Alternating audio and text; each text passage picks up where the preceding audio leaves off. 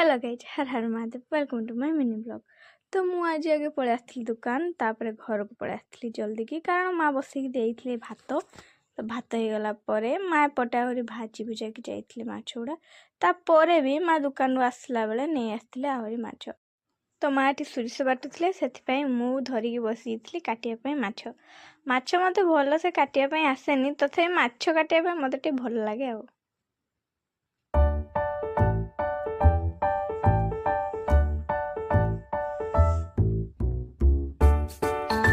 माछ टे हलदी लुण रंग लगे देला परे से अदा रसुण पेस्ट सोरिष पेस्ट लंका गुंड जीरा गुंड देकी ताको टे भलकी गुले देकी छाड़ी देइथिली कढ़ारे।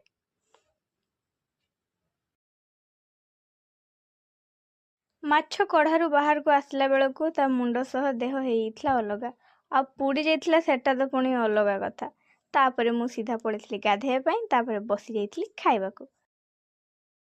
माछटा भल लगुला बस खाली टिके लुण अधिका होइथिला तथापि मते तो खाइबाकू पड़िबो ना जेहेतु मु ही रांधिची।